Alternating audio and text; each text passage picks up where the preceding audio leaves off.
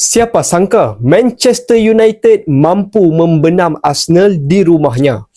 Match ni memang best. Jadi jom kita bahas sikit. Bro, perlawanan Arsenal melawan Manchester United ni memang gila. Siapa yang tengok mesti rasa macam naik roller coaster emosi. Arsenal sebenarnya bermula sangat dominan.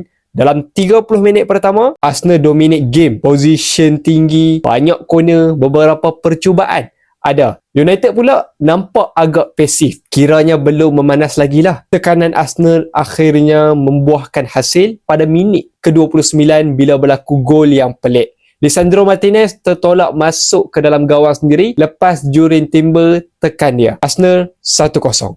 Tapi lepas gol tu, Arsenal tiba-tiba macam slow down. Tak terus tekan MU habis-habisan. Itu kesilapan yang besar. MU yang sebelum ni nampak goyang, mula naik confident. Dan minit ke-37, Bryan Mbeumo ambil peluang atas satu passing yang teruk dari Martin Zubimendi. Dia rampas bola, round keeper Arsenal dan skor 1-1, game hidup balik. Masuk separuh masa kedua, MU terus kejutkan Arsenal. Baru 5 minit, Patrick Dorgu lepas satu rembatan padu dari luar kotak. Gol yang cantik. Sebelum tu pun dia main 1-2 dulu dan gol tu memang cantik. United 2-1 di hadapan. Arsenal terus nampak agak goyah pada ketika ini. Arteta tak tunggu lama, dia buat 4 pertukaran sekaligus. Ben White, Victor Gyökeres, Mikel Merino dan Eberechi Eze masuk. Dari situ, Arsenal mula atur semula. Tekanan demi tekanan. Dan pada minit ke-84, hasilnya muncul. Dari sepakan sudut berlaku kekecohan depan gawang, Mikel Merino tolak bola masuk. Dan ya, Arsenal 2-2. Stadium kembali bising. Semua orang ingat,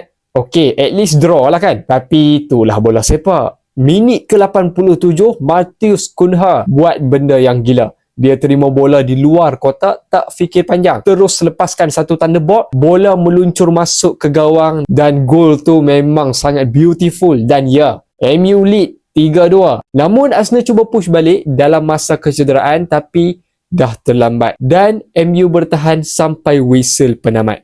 Apa yang saya perasan, United di bawah Carrick ini memang lain macam sikit. Ada peluang je terus menyudahkannya dengan baik. Dan disebabkan kemenangan ni, MU sekarang ni berada di top 4 Premier League di atas Liverpool. Tu yang best tu. Tambahan pula Liverpool kalah week ni. Memang naik kepala lah fans MU week ni. Apa pun memang best match ni. By the way, apa komen korang tentang match ni?